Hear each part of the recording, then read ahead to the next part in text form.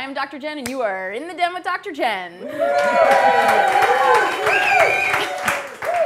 right, on today's show, we are going to take a deep look at infidelity and what women and men need to know about this topic. Is there sex after infidelity?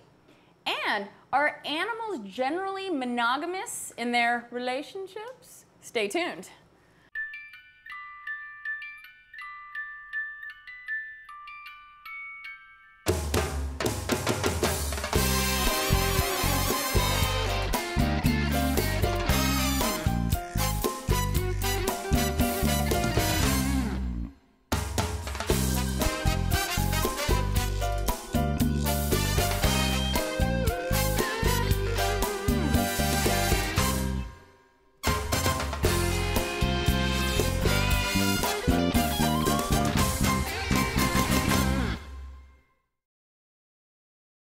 All right, all the way from Connecticut today, we have Tammy Nelson, who is a licensed psychotherapist and author with over 20 years experience working with individuals and couples.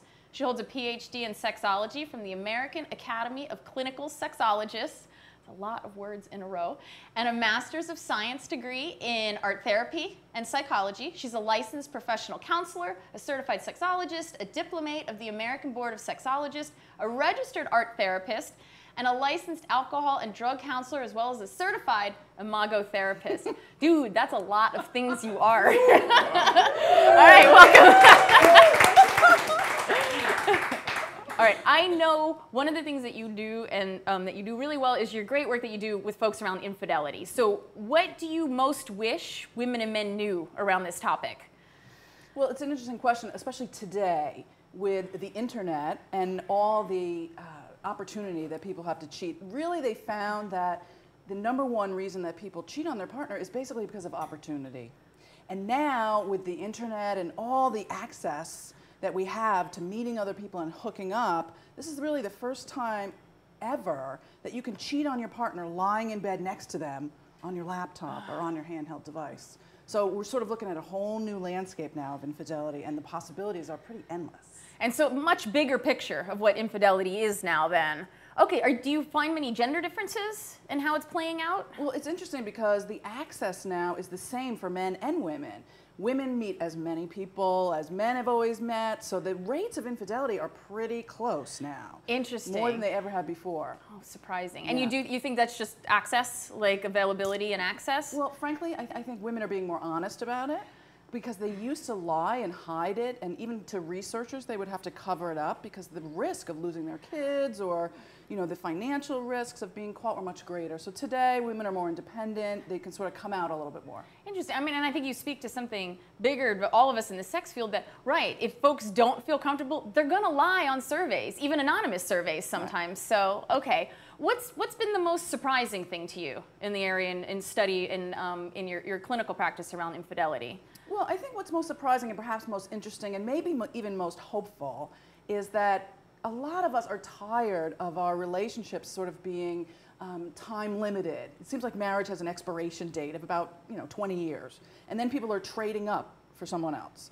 Now what I see happening is people are sort of tired of getting divorced and breaking up. They want to know, is there a way that you can survive in your relationships after an affair or after infidelity? Does it always have to mean that it's a can opener, a way to get out? Right, and I know you're working on a new book called Non-Monogamy, and so what do you mean by that terminology? Well, it's interesting because as young people are now coming up in this world where a lot of their parents got divorced and a lot of people suffered from affairs growing up, seeing their parents or their family do it, they're making a new decision about, okay, how do we do this? Maybe it's the dishonesty that's really hurting our relationship. It's the betrayal of the lying and keeping it secret. So people are negotiating their monogamy in all new kinds of ways. Fascinating. Yeah. And I know, having heard you speak about this topic last year, that it seems that when folks go through an experience like this, that their relationship can end up being better and stronger than it was before. Is that common? Yeah, I see that in my practice all the time, that people say, maybe the affair is the best thing that ever happened to us.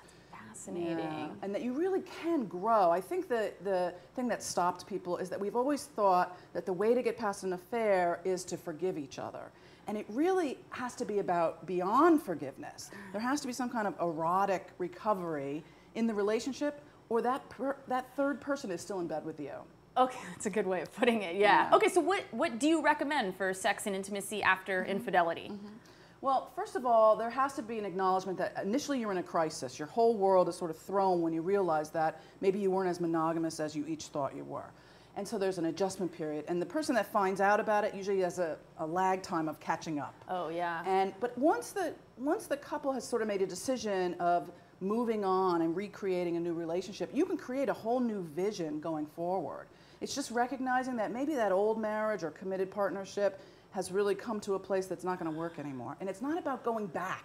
You can't go back to the way things were, because then you end up where you are.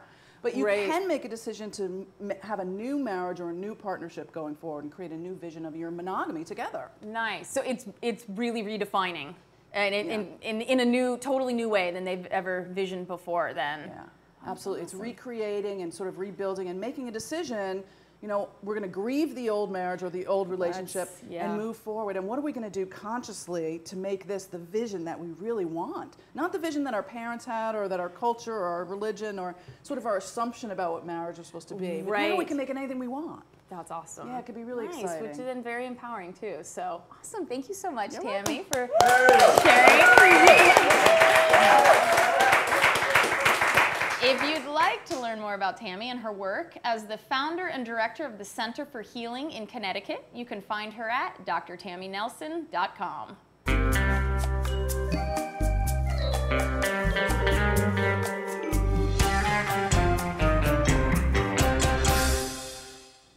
Sexual fun fact. All right, since we're talking about monogamy, let's look to the animal world. My question to you are most mammal species monogamous in their mating or non-monogamous?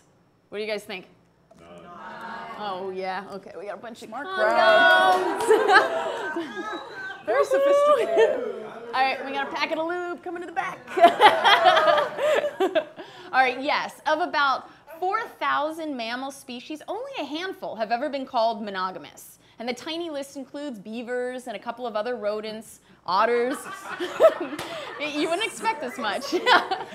Beavers, oh wait, now I'm going backwards. I just keep saying beavers. Otters, bats, certain foxes, and some primates, notably gibbons and the tamarins and the marmosets of the tropical New World. Now, by contrast, birds have long been the poster child of monogamous fidelity. Go birds. So anyway, thank you so much to Tammy and her invaluable insights on monogamy and infidelity. Thank you so much.